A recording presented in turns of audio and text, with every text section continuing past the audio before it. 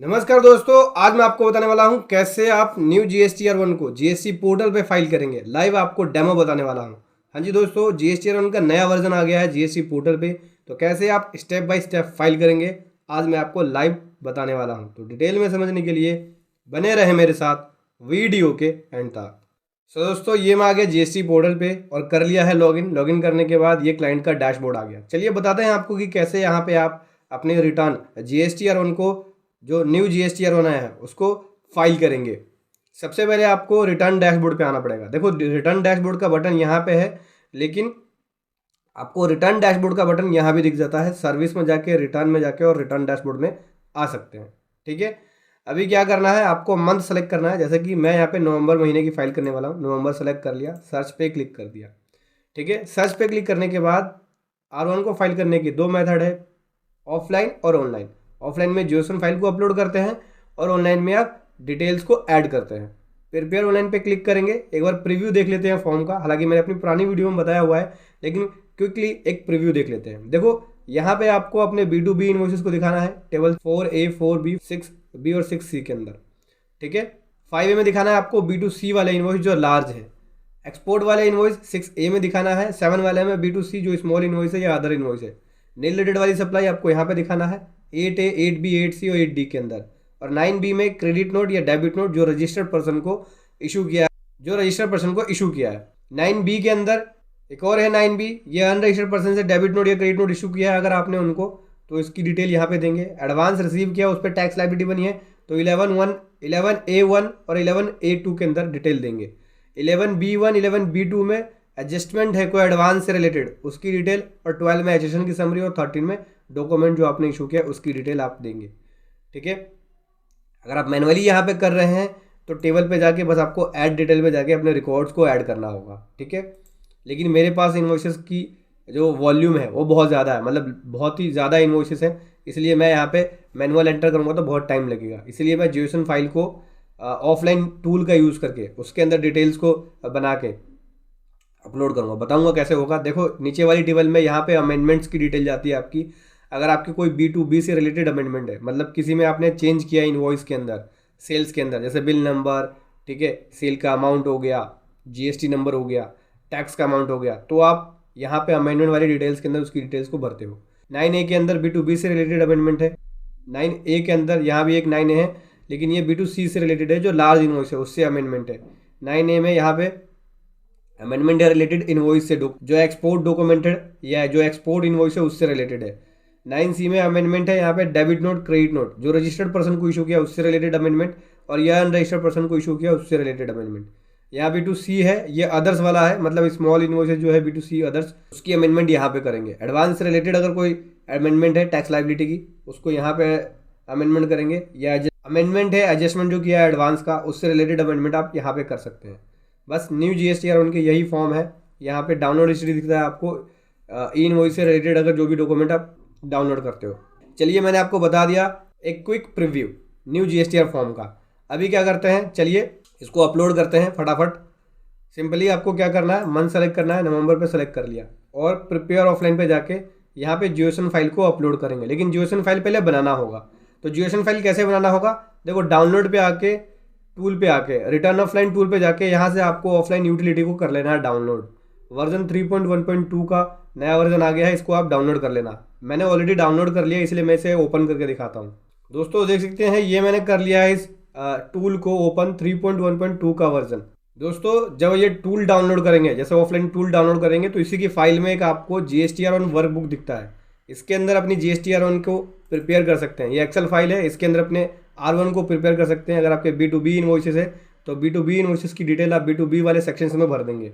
ठीक है, या B2C इनवॉइसेस है तो B2C इनवॉइसेस की डिटेल B2C वाले सेक्शन में भर देंगे। ये देख सकते हैं, ये एक वर्कबुक है जिसके अंदर अपने इन्वॉइसेस को डिक्लेयर करोगे इसी फॉर्मेट में, जैसे यहाँ पे एग्जांपल के थ्रू बताया गया है। ठीक है, ये एग्जांपल के थ्रू बताया गया है। इनके डिटेल्स को आप हटा लेना, डिलीट कर लेना। उसके बाद इसी फॉर्मेट में आप इस एक्सेल के अंदर डिटेल भर लेना, अगर आप फ्री यूटिलिटी का यूज़ करना चाहते हैं तो। या फिर अगर आप कोई सॉफ्टवेयर का यूज़ कर रहे हैं जो आपकी एक्सेल फाइल को बना के देता है, जैसे मैंने यहाँ पे ऑलरेडी बनाया हुआ है और ये मैंने टैली से बनाया हुआ है।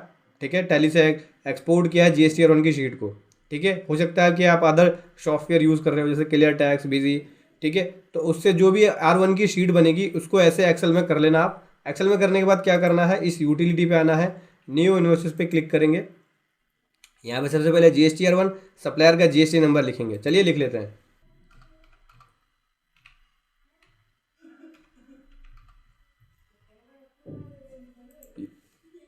ये सप्लायर का GST नंबर लिख लिया, फाइनेंशियल ईयर 21-22 ले लिया। यहाँ से मंथ ले लेंगे, नवंबर के मंथ की R1 की फाइलिंग कर रहे हैं, नवंबर ले लिया। क्या आप SEZ टैक्स पेयर है? नहीं, नो पे क्लिक कर लिया। बोलते क्या क्वार्टरली फाइलर है? नो, नो पे क्लिक कर लिया।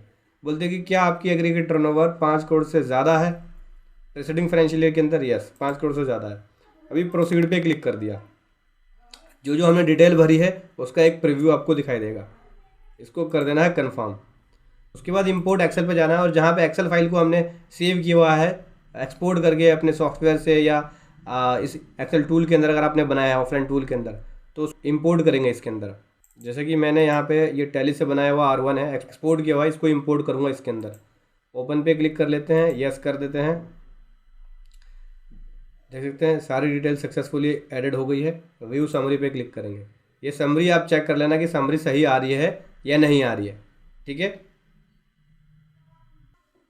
अभी क्या करना है, जनरेट फाइल पे क्लिक करेंगे, ये हमारी जीओसन फाइल को बना देगा। देख सकते हैं जीओसन फाइल को उसने बना दिया।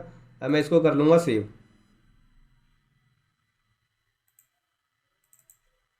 दोस्तों ये मैंने इस जीओसन फाइल को कर लिया सेव।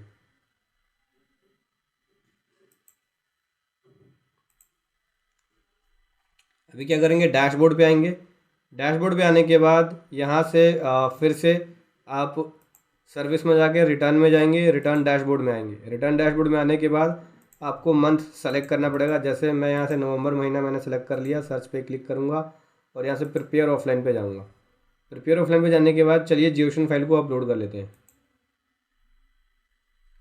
और जो हमने जीओसन जनरेट किया है उसको सेलेक्ट कर लेंगे, ओपन पे क्लिक करेंगे और देख सकते हैं अपलोड हो गया, प्रोसेस में है, क्लिक करेंगे। देख सकते हैं प्रोसीड हो गया, ठीक है, मतलब कोई भी एरर नहीं है। बैक टू रिटर्न फॉर्म पे आएंगे, रिटर्न डैशबोर्ड पे आएंगे और यहाँ से मंथ को सेलेक्ट करेंगे। नवंबर सेलेक्ट कर लिया, सर्च पे क्लिक कर दिया। सर्च पे क्लिक करने के बाद सिंपली क्या करना है, प्रिपेयर ऑनलाइन पे जाना है। प्रिपेयर ऑनलाइन पे जाने के बाद ये देख सकते हैं हमारे डॉक्यूमेंट्स जो डॉक्यूमेंट्स है वो आ गए। टोटल 28 डॉक्यूमेंट है, 28 इनवॉइस है B2B के अंदर और 4 है हमारा क्रेडिट नोट का और HSN समरी 4 है और 2 डॉक्यूमेंट है। एक B2B इनवॉइस का हो गया और एक क्रेडिट नोट के डॉक्यूमेंट इशू किया है हमने, तो 2 सीरीज़ के डॉक्यूमेंट है। सबसे पहले बात कर लेते हैं B2B इनवॉइसेस के डॉक्यूमेंट। अभी देखते हैं ये है B2B इनवॉइसेस के डॉक्यूमेंट जिसके अंदर सभी इनवॉइसेस प्रोसीड हो गया है, ठीक है। यहाँ पे जो वैल्यू है वो वैल्यू हमें दिख नहीं रही है, ठीक है दोस्तों। यहाँ पे जो वैल्यूज़ है हमें वैल्यूज़ दिख नहीं रही है। क्या करते हैं, एक बार GSTR1 की समरी को कर लेते हैं जनरेट। GSTR1 की समरी जनरेशन जो है प्रोसेस में है। यहाँ से रिफ्रेश करेंगे, देख सकते हैं summary generation in progress. Summary हमारी यहाँ पे जनरेट हो गई। अब आपको वेरीफाई करना है, वैल्यूज़ यहाँ पे आती नहीं है, ठीक है। अब आपको क्या करना है, वैल्यूज़ यहाँ पे नहीं वेरीफाई करना है तो सिंपल है, प्रीव्यू पे क्लिक करेंगे और यहाँ से अपने PDF को देख लेंगे क्योंकि जो वैल्यूज़ है वहाँ दिख नहीं रही है। तो क्या करेंगे, PDF पे आके आप प्रीव्यू को देख लेना जिससे आपकी वैल्यू वेरीफाई हो जाएगी। तो दोस्तों चलिए यहाँ पे वैल्यू मैच करते हैं। वैल्यू मैच करने के लिए आपको यहाँ पे देखना होगा अपने रिकॉर्ड्स को। जैसे 28 रिकॉर्ड B2B इनवॉइसेस के अंदर है, यानी 28 मेरे B2B इनवॉइसेस है जिसका टोटल वैल्यू ये है, बिल्कुल सही है, ओके है। टैक्सेबल वैल्यू ये है, टैक्सेबल वैल्यू भी ओके है, मैच है। और ये हो गया IGST भी मैच है और ये हो गया CGST भी मैच है, ठीक है। अभी नीचे आएंगे, नीचे आके आपको क्रेडिट नोट दिख जाएगा जिसकी टोटल वैल्यू ये है, मैच है। टैक्सेबल वैल्यू ये है, ये भी मैच है। और यहाँ पे CGST है और SGST है, बिल्कुल मैच है। नीचे स्क्रॉल करेंगे, नीचे स्क्रॉल करने के बाद यहाँ पे आपको HSN समरी दिखती है, HSN समरी चेक कर लेंगे। HSN समरी भी बिल्कुल ठीक है।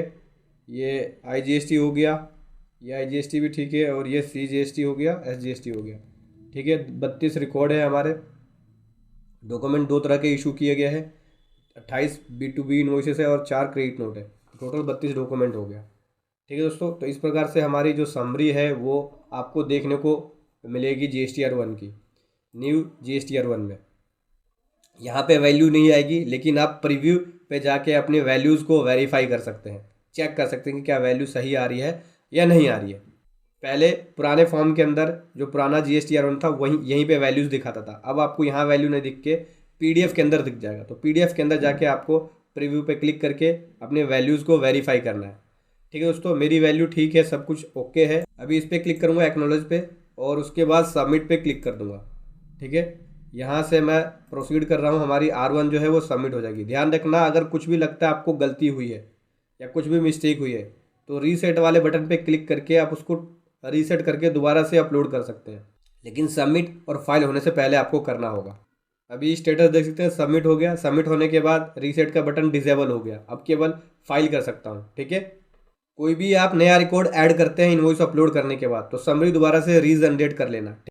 अभी क्या करना है, फाइल रिटर्न पे जाएंगे। फाइल रिटर्न पे जाने के बाद यहाँ से ऑथराइज सिग्नेचर को सेलेक्ट कर लेते हैं। दोस्तों जैसे ही हमने क्लिक किया और यहाँ से ऑथराइज सिग्नेचर सेलेक्ट करने के लिए तुरंत ही आ गया। पहले वाले फॉर्म के अंदर बहुत लंबा टाइम लगता था। ठीक है, पहला वाला जो GSTR1 था उसमें सबमिशन जब हम करते थे अपने R1 को तो दिखाता था कि अभी सबमिशन में ही है और बहुत ज़्यादा टाइम लेता था। अभी देख सकते हैं तुरंत ही हो गया। तो ये नए फॉर्म के अंदर आपको देखने को मिलेगा, नए GSTR1 के अंदर। ऑथराइज सिग्नेचर सेलेक्ट करने के बाद यहाँ पे R1 फाइल कर सकते हैं आप OTP या DSC का यूज़ करके। जैसे मैं यहाँ पे डिजिटल सिग्नेचर का यूज़ करके फाइल कर रहा हूँ। फाइल विद DSC पे क्लिक किया, प्रोसीड कर दिया। ये देखते हैं ऑथराइज सिग्नेचर ले लिया, साइन पे क्लिक करेंगे। चलिए कोड लिख लेते हैं। कोड लिख लिया, लॉगिन पे क्लिक करेंगे। लॉगिन पे क्लिक करने के बाद देख सकते हैं सक्सेसफुली हमारा यहाँ पे GSTR1 फाइल हो गया। इसका ARN नंबर ये मिल गया। तो दोस्तों ऐसे आपको GSTR1 फाइल करना है, न्यू GSTR1 फाइल करना है GST पोर्टल पे। वीडियो कैसी लगी ज़रूर बताएं। Thank you so much. जय हिंद, वंदे मातरम। हेलो दोस्तों, आज मैं आपको बताऊंगा कैसे GSTR3B को फाइल करेंगे in case of auto tax liability and ITC। हाँ जी दोस्तों, जिस केस में आपके पास ऑटो लाइबिलिटी आ रही है और ITC आ रहा है, मतलब कि आपकी जो टैक्स लाइबिलिटी है ऑटोमेटिक ही उठ के आ रहा है R1 से और ITC GSTR2B से, तो उस केस में कैसे GSTR3B को फाइल करेंगे आज मैं आपको बताऊंगा। तो दोस्तों इसको समझने के लिए बने रहे मेरे साथ वीडियो के एंड तक। दोस्तों ये मैं आ गया GST पोर्टल पे। चलिए मैं आपको बताता हूँ कैसे फाइल करेंगे। सबसे पहले फाइल रिटर्न पे आएंगे। फाइल रिटर्न पे आने के बाद यहाँ से टैक्स पीरियड सेलेक्ट कर लेंगे। जैसे कि रिटर्न पीरियड मैं यहाँ से सेलेक्ट कर रहा हूँ नवंबर मंथ की फाइल करने वाला हूँ। सर्च पे क्लिक किया और यहाँ पे जब आप ऑटो GSTR3B फाइल कर रहे हैं उससे पहले आपका R1 फाइल होना चाहिए। जैसे कि मेरे पास यहाँ पे R1 फाइल है। प्रिपेयर ऑनलाइन पे क्लिक करेंगे। तो प्रिपेयर ऑनलाइन पे क्लिक करने के बाद जो आपके पास टेबल्स आती थी जिसके अंदर बहुत सारे क्वेश्चंस पूछते थे वो अब नहीं पूछेगा ऑटो टैक्स लायबिलिटी के अंदर और ITC के अंदर। ठीक है, सिर्फ एक ही चीज़ पूछेगा कि क्या आप नील की फाइल करना चाहते हैं, यस या नो कर सकते हो। तो मैं नो कर रहा हूँ क्योंकि मेरी नील की रिटर्न नहीं है। नो कर दिया, नेक्स्ट पे क्लिक कर दिया। ठीक है दोस्तों, और यहाँ पे ये बोलता है कि जो आपकी R1 है, मतलब कि जो 3.1 के अंदर लायबिलिटी उठ के आएगी ABCE के अंदर या 3.2 में, वो आपकी R1 से उठ के आएगी और 3.1D के अंदर GSTR2B से उठ के आएगी। 3.1D कौन सी है, रिवर्स चार्ज वाली सप्लाई जो है। उसके बाद जो टेबल 4 के अंदर इनपुट एक्स क्रेडिट है वो आपकी GSTR2B से उठ के आएगी। चलिए क्लोज कर लेते हैं इसको। तो यहाँ पे देख सकते हैं सारी टेबल आ चुकी है। जिस टेबल की जरूरत नहीं है वो भी टेबल है, जैसे एग्जाम सप्लाई है, नॉन GST सप्लाई भी है। इसको आप बंद नहीं कर सकते थे, पहले बंद कर सकते थे, ऑप्शन होता था कि कौन कौन सी टेबल चाहिए। सबसे पहले बात कर लेता हूँ टेबल 3.1 जिसके अंदर हमारी टैक्स लायबिलिटी बनती है, detail of outward supply and inward supply liable to reverse charges. ठीक है दोस्तों, तो ये मेरी आ गई। यहाँ पे B2B और B2C सप्लाई दोनों ही इकट्ठे आती है। हालांकि मेरी यहाँ पे जो सप्लाई है टोटली B2B वाली है, तो B2B वाली सप्लाई आ गई। ठीक है, उसके बाद आपको आपकी जो भी सप्लाई होती है आप यहाँ पे लिख सकते हैं। जैसे कि ये ऑटो आ रहा है, तो अगर आपकी कोई एक्स्ट्रा सप्लाई जैसे RCM वाली सप्लाई है, आपने इन्वर्ट सप्लाई लिया जिसके ऊपर RCM पेबल बनता है, तो आप यहाँ पे लिख सकते हैं। लेकिन अगर कोई वैल्यू रेड में हो जाती है, जैसे कि मैंने RCM वाली सप्लाई लिखी और यहाँ पे वैल्यू रेड में हो गई, उसका टैक्स लिखा तो रेड में हो गया, तो घबराने वाली बात नहीं है, क्योंकि RCM के अंदर हम सेल्फ इन्वॉइसिंग करते हैं और सेल्फ ही टैक्स लायबिलिटी दिखाते हैं। ये हमारी R1 में नहीं होता है। R1 में हम इसे रिपोर्ट नहीं करते हैं। 3B में 3.1D के अंदर रिपोर्ट कर दिया और नीचे जाके हम RCM वाली लेते हैं सप्लाई, RCM वाले ITC को लेते हैं। कहाँ पे लेते हैं RCM वाले ITC को?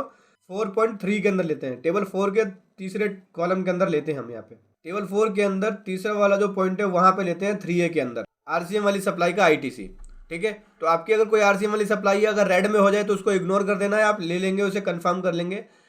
इसके लिए जीएसटीएन ने एडवाइजरी भी दी है कि इसके ऊपर जो टेक्निकल टीम है वो वर्किंग में है और जल्दी इसको रिजॉल्व कर दिया जाएगा। क्योंकि आरसीएम जो है हम सेल्फ ही दिखाते हैं अपनी लाइबिलिटी, जितनी हमने आरसीएम रिसीव करी है, आरसीएम वाली सप्लाई रिसीव करी है, और उसके ऊपर आईटीसी टैक्स लाइबिलिटी लेके आईटीसी क्लेम कर लेते हैं, ठीक है। और उसके अंदर सेल्फ इन्वॉइसिंग करनी होती है। तो इसको आप यहाँ पे ले सकते हैं अगर वैल्यू रेड में भी हो जाए चाहे, ठीक है दोस्तों। ये हो गया। उसके बाद आपको यहाँ से कंफर्म करना है, ओके कर देना है। नेक्स्ट सीट पे आएंगे 3.2 वाली B2C सप्लाई। अगर B2C सप्लाई है आपकी तो आप यहाँ पे दिखा सकते हैं। अगर आपने R1 में रिपोर्ट कर दिया होगा तो ये आपकी ऑटो उठ के आ जाएगी। अब हम बात कर लेते हैं आईटीसी के बारे में। एलिजिबल आईटीसी ये हमारी GSTR 2B से उठ के आएगी, देख सकते हैं मेरी यहाँ पे आईटीसी GSTR 2B से उठ के आ चुकी है ऑटोमेटिक ही, ठीक है। और अगर आपकी आरसीएम वाली सप्लाई रहती है जिसके आपने ऊपर रिपोर्ट कर दिया है, उसके ऊपर आईटीसी रहता है, तो आप यहाँ पे ले सकते हैं। जैसे कि देखिए यहाँ पे अगर मैं लूँगा तो रेड में हो जाएगा, तो घबराने वाली बात नहीं है। जो आपकी बुक्स के अंदर आईटीसी है करंट में, वो आप आईटीसी ले सकते हैं करंट टैक्स पीरियड के अंदर, जो जितनी बुक्स के अंदर आईटीसी है आरसीएम वाली। इसके ऊपर इनकी जो टेक्निकल टीम है जीएसटीएन की, वो भी वर्किंग में है। ये हो गया दोस्तों। उसके बाद क्या करना है, यहाँ से कंफर्म कर देना है, ओके कर देना है। टैक्स लायबिलिटी हो गई, आईटीसी आ गया, दोनों ही चीज़ें आ चुकी हैं। अब नीचे मेरी यहाँ पे एग्जाम सप्लाई है, नील जीएसटी सप्लाई नहीं है और लेट फी भी नहीं है। ओके हो चुका है। मैं यहाँ पे अपनी GSTR 3B को सेव कर देता हूँ। उसके बाद प्रोसीड टू पेमेंट पे क्लिक करेंगे। तो दोस्तों यहाँ पे प्रोसीड टू पेमेंट पे क्लिक करने के बाद यहाँ पेमेंट वाले ऑप्शन पे आ चुके हैं हम। ये मेरी लायबिलिटी होगी और यहाँ पे इतना आईटीसी से यूज़ करके पे कर रहा हूँ, और बचा हुआ जो बैलेंस है वो यहाँ पे कैश लेजर का यूज़ कर रहे हैं, ठीक है। चलिए इसको सेटअप कर देते हैं। मेक पेमेंट पे क्लिक करेंगे, यस कर देंगे, सेटअप हो चुकी है, सेटअप हो गई। अभी क्या करना है, प्रोसीड टू फाइल पे जाना है। प्रोसीड टू फाइल पे जाने के बाद यहाँ पे सेलेक्ट कर लिया और उसके बाद ऑथराइज सिग्नेचर को सेलेक्ट कर लेंगे, ठीक है। उसके बाद यहाँ पे DSC से मैं साइन करूँगा। तो DSC से फाइल करने से पहले आपको यहाँ पे DSC क्रोम पे काम नहीं करता है, तो उसके लिए क्या करेंगे, आप मेरी वेबसाइट पे आ जाना। यहाँ पे आपको जो कोड है वो एक कोड मिलेगा, उस कोड को आपको पेस्ट करना होगा उठा के, ठीक है। जैसे कि मैं आ गया वेबसाइट पे और यहाँ से सेंट्रल टैक्स नोटिफिकेशन पे आ जाएंगे और यहाँ पे आपको लिखना होगा फेल टू इस्टेब्लिश लिखना। उसके बाद इस पर एंटर कर देना दोस्तों, और एंटर करने के बाद यहाँ पे जो है आपको वो की मिल जाएगी, वो लिंक मिल जाएगा जिससे आपका DSC एक्टिवेट हो जाए और इजीली साइन हो जाए। तो इसको कॉपी कर लेंगे, जैसे कि मैंने ये कॉपी कर लिया और यहाँ से कॉपी करके पेस्ट कर दूंगा। ये देख सकते हैं, ये ऐसे पेस्ट कर दिया। उसके बाद रीलोड कर देंगे, ये ओके हो गया। अभी आपको क्या करना है, DSC लगाना होगा। पहले एक बार रिफ़्रेश कर लेना, फिर से आ जाते हैं एक बार फाइल रिटर्न पे। फाइल रिटर्न पे आने के बाद यहाँ से मैं सेलेक्ट कर लेता हूँ नवंबर मंथ, सर्च पे क्लिक किया। उसके बाद फाइल GSTR 3B पे आ गए और उसके बाद मैं यहाँ से प्रोसीड टू पेमेंट हो चुकी है, प्रोसीड टू फाइल पे आ जाएंगे। प्रोसीड टू फाइल, यहाँ से ऑथराइज सिग्नेचर को सेलेक्ट किया और उसके बाद फाइल विद DSC प्रोसीड कर दिया और यहाँ से सेलेक्ट करके साइन पे क्लिक कर दिया।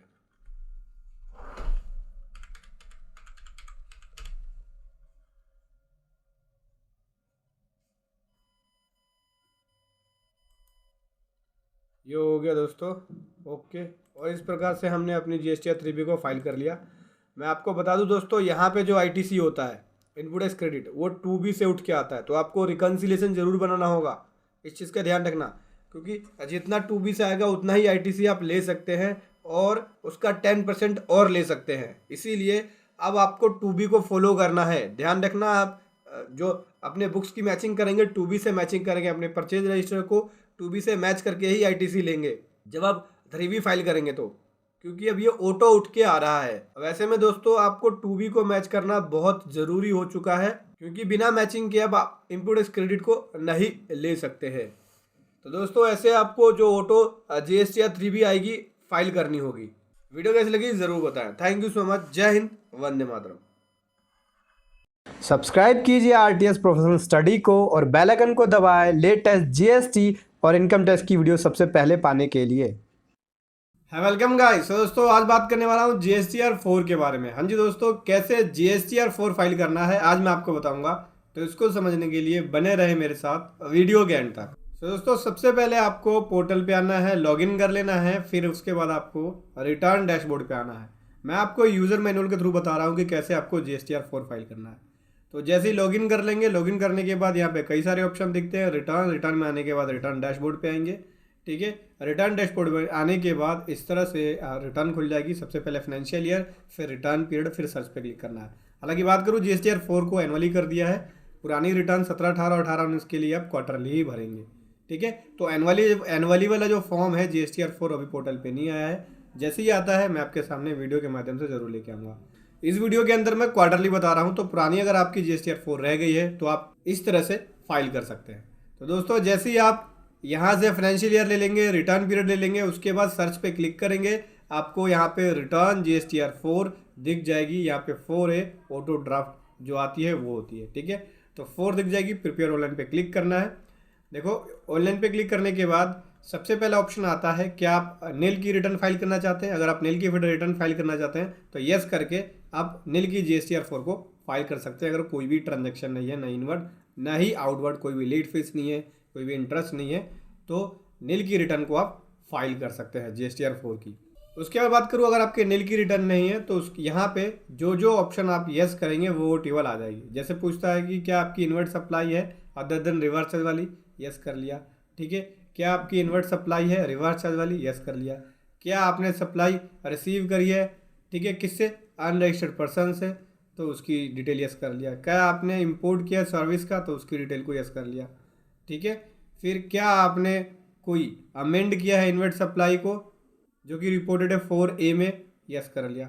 मतलब जो जो टेबल चाहिए यहाँ से आपको यस नो करके टेबल ले सकते हैं।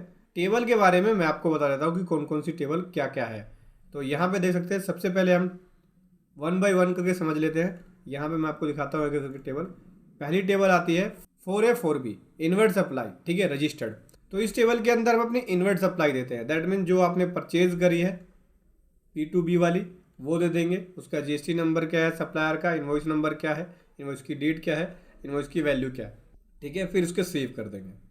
ठीक है, सेव करने के बाद यहाँ से जो भी आइटम का रेट है, टैक्सेबल वैल्यू है, टैक्स देके सेव हो जाएगा। मतलब कि यहाँ पे इन्वर्ट सप्लाई वो वाली देनी है जो आपकी B2B वाली है। ठीक है, उसके बाद आता है 4C इन्वर्ट सप्लाई अनरजिस्टर्ड। वो था रजिस्टर्ड, जहाँ पे हमने B2B जो हमारी सप्लाई थी वो दे दिया हमने। अब इन्वर्ट सप्लाई कौन सी आ गई, अनरजिस्टर्ड वाली। तो अनरजिस्टर्ड वाली में क्या क्या डिटेल देते हैं। अनरजिस्टर्ड वाली में आपकी वो B2B वाली सप्लाई, इन्वर्ट सप्लाई का मतलब हो गया परचेज। तो पहले आपने रजिस्टर्ड परचेज जो थी वो दे दिया आपने, जो B2B वाली थी। अब आपको अनरजिस्टर्ड परचेज वाली डिटेल देनी है। ठीक है, जो आप 4C के अंदर देंगे। तो जो आपकी अनरजिस्टर्ड से परचेज है उसकी डिटेल दे देंगे। ठीक है, उसकी डिटेल में क्या देंगे, invoice number, invoice date, total invoice value, ठीक है, प्लेस ऑफ सप्लाई क्या था, आइटम का टैक्सेबल वैल्यू क्या है, और कितने परसेंट वाला आइटम है, मतलब कितने परसेंट वाला आइटम है जो आपने परचेज किया है एक अनरजिस्टर्ड पर्सन से। ठीक है दोस्तों, 4C के अंदर आपको ये वाली डिटेल देते हैं। अब बात करते हैं 4C के बाद 4D इम्पोर्ट ऑफ सर्विस। अगर आपने सर्विस का इम्पोर्ट किया है, ठीक है, तो उसकी डिटेल आपको यहाँ पे देनी पड़ेगी। इनवॉइस नंबर, इनवॉइस की डेट, इनवॉइस वैल्यू, टैक्स कितना हो गया, टैक्सेबल वैल्यू क्या है, कितने परसेंट वाला आइटम है। उस प्रकार से आपका यहाँ पे टैक्स बन जाएगा। तो इंपोर्ट के ऊपर क्या होता है, इंपोर्ट के ऊपर हम RCM बेसिस पे टैक्स जमा करते हैं। तो अगर आपने सर्विस का इंपोर्ट किया है तो उसके ऊपर आपको RCM बेसिस पे टैक्स जमा कराना पड़ेगा। ठीक है, तो यहाँ पे जैसे ही आप यहाँ पे टैक्सेबल वैल्यू दे देंगे, जितने परसेंट का आइटम है उसके हिसाब से ऑटोमेटिकली टैक्स को कैलकुलेट कर लेगा। देख सकते हैं, जैसे कि ये टैक्सेबल वैल्यू हो गया, ये इसके ऊपर टैक्स हो गया, तो इसने टैक्स को कैलकुलेट कर लिया, इसके ऊपर आपका टैक्स पेबल बन गया, तो ये आपको जमा कराना पड़ेगा।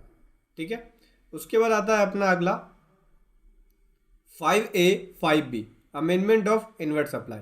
मतलब जो आपने ऊपर की परचेज की डिटेल दी थी रजिस्टर्ड के अंदर 4A 4B के अंदर, ठीक है, उसकी अमेंडमेंट, मतलब जो आपने परचेज की डिटेल दी है B2B वाली, उसकी अमेंडमेंट आप 5A 5B के अंदर कर सकते हैं। बिल को चेंज कर सकते हैं। जैसे क्या क्या चेंज कर सकते हैं, तो आपको फाइनेंशियल ईयर लेना पड़ेगा, जीएसटी नंबर लेना पड़ेगा, इनवॉइस नंबर लेना पड़ेगा। फिर ऐड इनवॉइस पे क्लिक करेंगे, आपको रिवाइज इनवॉइस नंबर चेंज कर सकते हैं, मतलब इनवॉइस नंबर आप चेंज कर सकते हैं, उसकी डेट को चेंज कर सकते हैं, इनवॉइस की जो वैल्यू है उसको आप चेंज कर सकते हैं। ठीक है, प्लेस ऑफ सप्लाई को चेंज कर सकते हैं। तो यहाँ से इस प्रकार से आप अमेंडमेंट कर सकते हैं जो रजिस्टर्ड वाली है। ठीक है, अब बात करते हैं टेबल 5A के बारे में। ठीक है, वो 5A 5B था, टेबल 5A के अंदर हमें अमेंडमेंट करते हैं। किस चीज़ की अमेंडमेंट करते हैं? जो अनरजिस्टर्ड पर्सन से हमने इन्वेंट सप्लाई रिसीव किया था। परचेज की बात कर रहे हैं, अभी तक मैंने परचेज की बात करी है। ठीक है, तो जो आपने अनरजिस्टर्ड पर्सन से परचेज किया है, B2C वाली आपकी जो परचेज है, उसकी आप अमेंडमेंट यहाँ पे कर सकते हैं। Financial year, original invoice number डालना है और डिटेल्स पे ओके करना है। तो यहाँ से आप चेंज कर सकते हैं उसकी वैल्यूज़ को, प्लेस ऑफ सप्लाई को, डेट। उसके बाद आता है 5A, वो था 5A रजिस्टर्ड अनरजिस्टर्ड पर्सन की अमेंडमेंट कर सकते हैं, इनवॉइस की डिटेल को, इन्वेंट सप्लाई को। अब आता है 5A के अंदर इम्पोर्ट ऑफ सर्विस, मतलब इम्पोर्ट ऑफ सर्विस की जो डिटेल अभी आपने ऊपर दी थी, उसकी अमेंडमेंट आप 5A के अंदर यहाँ पे कर सकते हैं। सेम वही होगा, फाइनेंशियल ईयर, इनवॉइस नंबर ले लेंगे यहाँ से जो आपको चेंज करना है, जैसे रिवाइज इनवॉइस नंबर, इनवॉइस की date, taxable value, place of supply, ये सब चीज़ें आप इम्पोर्ट ऑफ सर्विस में अगर आपने गलत दे दी है तो 5A के अंदर उसको अमेंड कर सकते हैं। अब आता है 5B, क्रेडिट नोट और डेबिट नोट। रजिस्टर्ड पर्सन से जो आपको क्रेडिट नोट या डेबिट नोट रिसीव हुआ है, उसकी डिटेल आप इसके अंदर देंगे। तो जो भी आपका क्रेडिट नोट है, डेबिट नोट है, उसकी डिटेल आप यहाँ पे देंगे, जैसे सप्लायर का GST नंबर, डेबिट नोट या credit note number, debit note या credit note date, original invoice number, original invoice date, net value, और यहाँ पे सप्लाई टाइप देना पड़ेगा, इंट्रास्टेट है, इंटरस्टेट है, ये सब चीज़ें।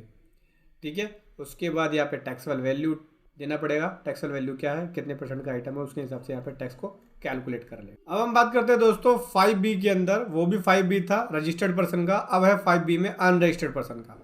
तो अनरजिस्टर्ड पर्सन से रिलेटेड कोई भी डेबिट नोट है, क्रेडिट नोट है, तो उसकी डिटेल आपको 5B के अंदर देनी पड़ती है। देख सकते हैं यहाँ पे ऐड डिटेल्स पे क्लिक करेंगे तो सेम वही चीज़, debit note, credit note number, उसकी date, original invoice number, original invoice की date, note type, value, taxable value, tax rate, कितने % का आइटम है, ये सारी चीज़ें देनी पड़ेगी रजिस्टर्ड पर्सन से और अनरजिस्टर्ड पर्सन से, दोनों है 5B के अंदर। ठीक है, दोनों टेबल अलग अलग है।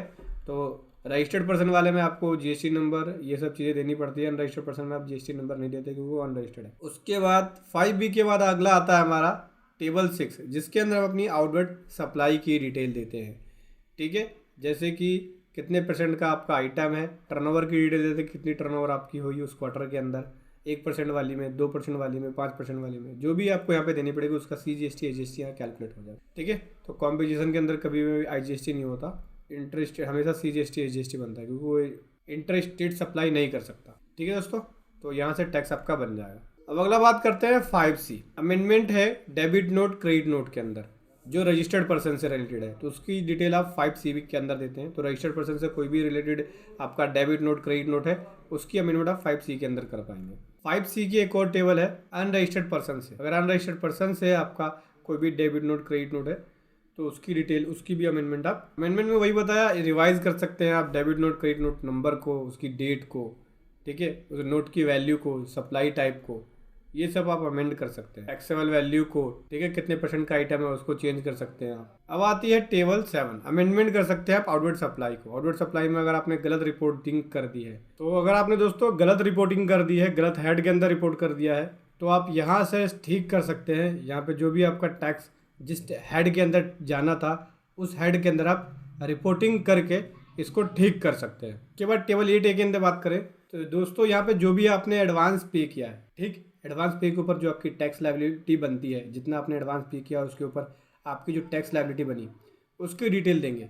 ठीक है, कि जैसे आपने प्लेस ऑफ सप्लाई ले लिया आपने, फिर प्लेस ऑफ सप्लाई लेने के बाद यहाँ पे लिखना पड़ेगा आपको कि आपने ग्रोज अमाउंट जो है एडवांस का कितना पे किया, उसके हिसाब से यहाँ पे जो भी IGST है वो कैलकुलेट हो जाएगा। जैसे ही प्लेस ऑफ सप्लाई लेंगे तो IGST CGST अपने आप ही ऑटोमेटिक ही आ जाएगा प्लेस ऑफ सप्लाई के हिसाब से। ठीक है, फिर उसके बाद आप इसको सेव कर देंगे। टेबल 8B के अंदर एडजस्टमेंट है एडवांस पेड का। ठीक है, जो आपने ऊपर एडवांस की डिटेल दी है, 8B के अंदर आप उसकी एडजस्टमेंट कर सकते हैं कि आपने जो एडवांस पे कर दिया है उसके ऊपर कितना टैक्स पे कर दिया या उसके ऊपर कितनी टैक्स लायबिलिटी पे कर दी, उसकी आप एडजस्टमेंट आप यहाँ पे कर पाएंगे 8B में। उसके बाद 8A का सेकंड, इसके अंदर आप अमेंडमेंट करते हैं टैक्स लायबिलिटी में। मतलब जो आपने एडवांस पे किया है, अगर आपने गलत रिपोर्टिंग कर दिया एडवांस की, तो उसकी अमेंडमेंट आप 8A के अंदर।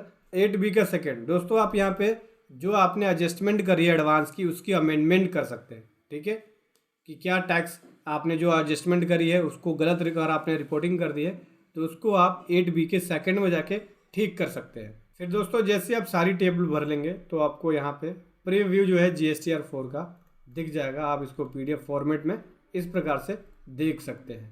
उस हिसाब से अपनी टैक्स लायबिलिटी को रिपोर्ट करके अपना टैक्स पे कर सकते हैं।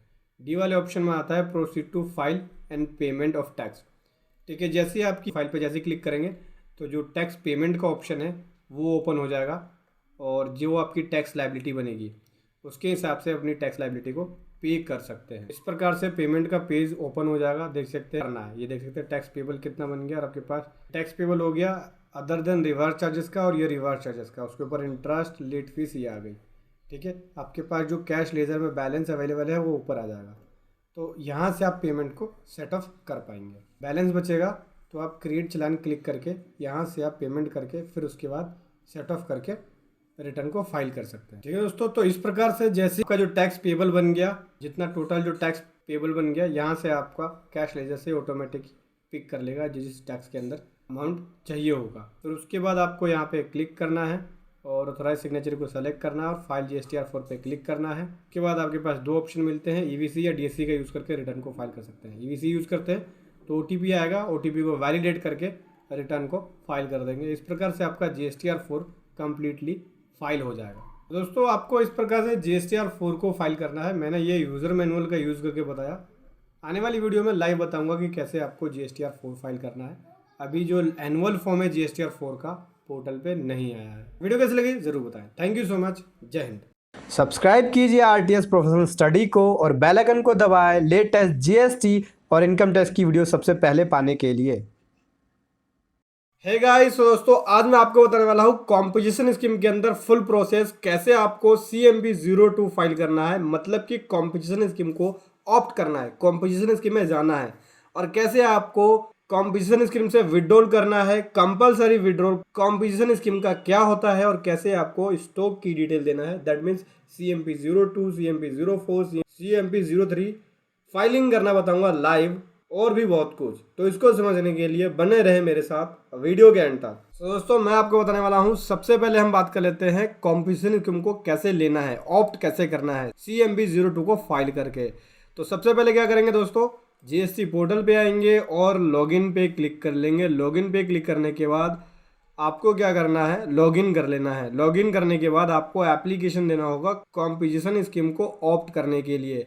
एप्लीकेशन पे क्लिक करेंगे और ये इस तरह से एप्लीकेशन ओपन हो जाएगी। देख सकते हैं आपका GST नंबर आ जाएगा, बिजनेस का नाम और एड्रेस। ठीक है, जो भी आपका बिजनेस है होलसेल रिटेल, उस बिजनेस पे रजिस्ट्रेशन लेते वक्त टिक किया था जिस बिजनेस पे, उसकी डिटेल, आपकी जुरिडिक्शन, फिर आपको डिक्लेरेशन देनी होती है कॉम्पोजिशन के लिए, फिर वेरिफिकेशन देके ये आप डिटेल को इस फॉर्म को DSC या EVC के थ्रू सबमिट कर देते हैं। ठीक है दोस्तों, इस प्रकार से आप अपना कॉम्पोजिशन स्कीम को फाइल कर देते हैं ऑप्ट करने के लिए। मतलब उसके बाद टैक्स ऑफिसर आपकी एप्लीकेशन को देखता है और आपको अप्रूव कर देता है। आप CMP02 को फाइल करके कॉम्पोजिशन स्कीम को ले लेते हैं। उसके बाद एज पर लॉ के हिसाब से जब आपका कॉम्पोजिशन स्कीम के दायरे में नहीं आते हैं तो आपको विड्रॉल करना होता है, जिसके लिए आपको फाइलिंग करना होता है composition scheme withdrawal from composition levy, जिसके लिए आप फाइल करते हैं CMP04। ठीक है दोस्तों, क्या करना होता है, सबसे पहले सेम लॉगिन पे जाएंगे और अपने डैशबोर्ड पे लॉगिन कर लेंगे। यहाँ से आपको जाना होगा सर्विस में जाने के बाद रजिस्ट्रेशन में, फिर आपको जाना है application for withdrawal from composition levy, मतलब कि आप कॉम्पोजिशन लेवी से बाहर होना चाहते हैं। पहले आपने कॉम्पोजिशन स्कीम को लिया था, अब इससे बाहर होना चाह रहे हैं। ठीक है, तो क्या करना होगा, आपको रीज़न देना होगा कि आपकी रीज़न की किस वजह से है, आपकी थ्योरसो लिमिट बढ़ गई है या आपकी कॉम्पोजिशन वाली सप्लाई नहीं है, या जो भी रीज़न है आपको यहाँ पे देना पड़ेगा। ठीक है, रीज़न देने के बाद यहाँ पे आपका फॉर्म इस तरह से खुल जाएगा, GST नंबर, फॉर्म का नाम, एड्रेस और यहाँ पे आपका रीज़न जो है वॉलंटरीली जो भी रीज़न है अपना दे के वेरिफिकेशन देंगे और प्लेस वगैरह डाल के ऑथराइज सिग्नेचर को सेलेक्ट करके फॉर्म को सेव करके EVC या DSC का यूज़ करके फॉर्म को सबमिट कर देंगे। ठीक है दोस्तों, इस प्रकार से टैक्स ऑफिसर देखेगा और आपको अप्रूव कर देगा। और यहाँ पे जब प्रोफाइल में जाएंगे तो यहाँ पे आपको रेगुलर दिख जाएगा प्रोफाइल के अंदर। ठीक है। जब कॉम्पोजिशन स्कीम में रहेंगे तो आपको यहाँ पे कॉम्पोजिशन दिखाई देगा टैक्स पेयर टाइप के अंदर। अब हम बात करते हैं कंपलसरी विड्रॉल। कंपलसरी विड्रॉल क्या है? देखो, जब कॉम्पोजिशन लेवी से मतलब कॉम्पोजिशन स्कीम से जब बाहर हो जाते हैं तब तो आपको कंपलसरी विड्रॉल करना होता है। अगर आप ऐसा नहीं करते हैं CMP 04 का फाइल करके तो आपको यहाँ पे टैक्स ऑफिसर के द्वारा बाहर निकाल दिया जाता है कॉम्पोजिशन स्कीम से उस फाइनेंशियल ईयर के अंदर किसी भी समय, मतलब कि विद इन 7 डेज के अंदर आपको बाहर होना होता है।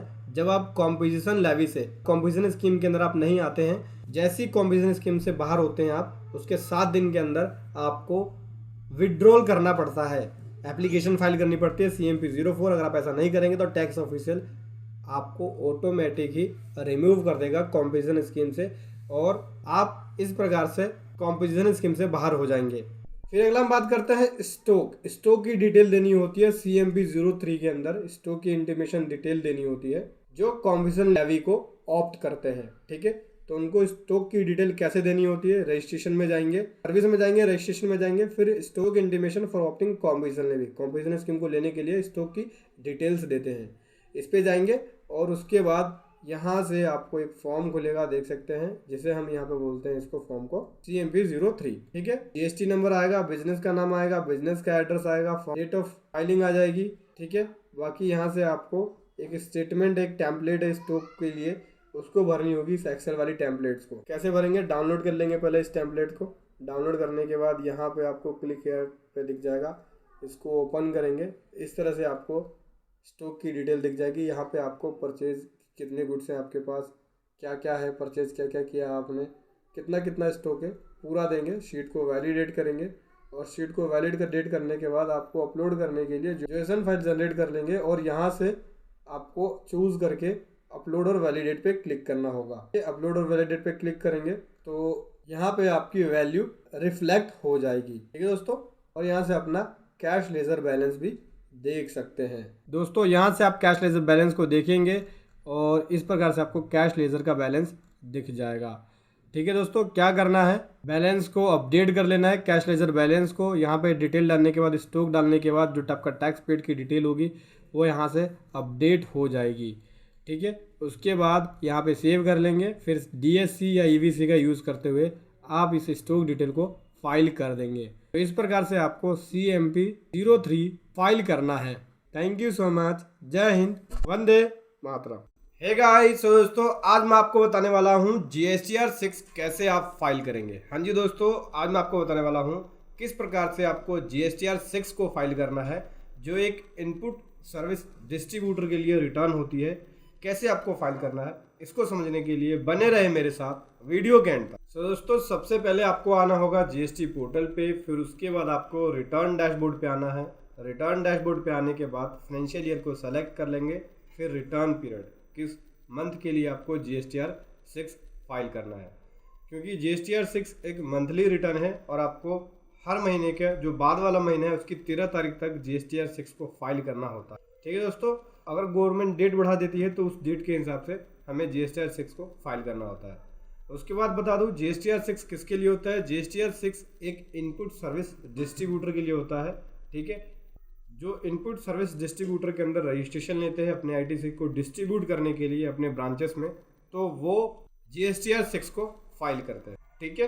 हालांकि मैंने इससे पहले भी बता दिया कि ISD क्या होता है, तो आप मेरे चैनल पर जाके उस वाली वीडियो को जाके देख सकते हैं, ठीक है दोस्तों।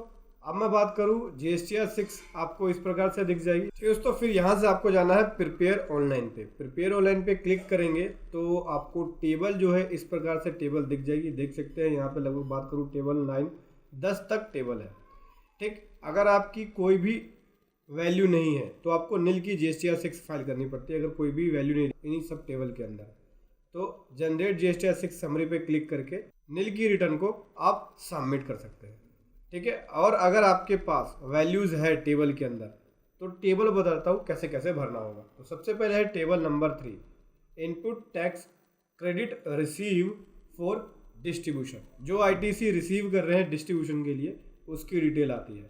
तो टेबल 3 के अंदर आपको इस प्रकार से आपको डॉक्यूमेंट को ऐड करना होता है। तो इस प्रकार से टेबल ओपन हो जाएगी, जहाँ पे सप्लायर का GST नंबर, नंबर, इनवॉइस की date, place of supply, invoice की वैल्यू और सप्लाई टाइप लेना होता है। उसके बाद कितने परसेंट का आइटम है, ये सारी डिटेल को लेके सेव कर देना होता है। फिर दोस्तों उसके बाद जो डिटेल है आपको यहाँ पे दिख जाएगी अपलोड बाय रिसीवर। जो हमने डिटेल अपलोड करी है उसकी डिटेल आपको यहाँ दिख जाएगी, ठीक है, जो रिसीवर ने डिटेल अपलोड करी है। अगर सप्लायर ने अपलोड की होती तो आपको यहाँ दिख जाती, ठीक है। जो डिटेल हमने ऐड करी यहाँ पे दिख जाएगी। बैक कर लेंगे, ये वाली टेबल हमारी ओके हो गई 3। अब टेबल नंबर 6 भी डेबिट नोट और क्रेडिट नोट जो हमने रिसीव किया है उसकी डिटेल आप यहाँ पे लिखेंगे।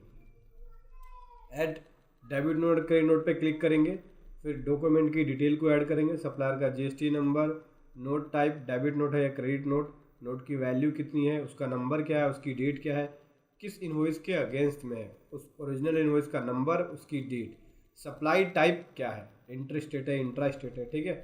उसके बाद कितने परसेंट वाला आइटम है, यहाँ से आपको उसकी डिटेल लिखनी होगी। फिर उसके बाद कर लेंगे सेव। इस प्रकार से हमारी जो टेबल है ओके हो जाएगी। और जो हमने इनवॉइस की डिटेल भरी है देख सकते हैं, सप्लायर का यहाँ पे GST number, invoice number, IGST, CGST, SGST, जितना टैक्स पे किया उसकी डिटेल आ जाएगी, टैक्सेबल वैल्यू की डिटेल आ जाएगी, ठीक है।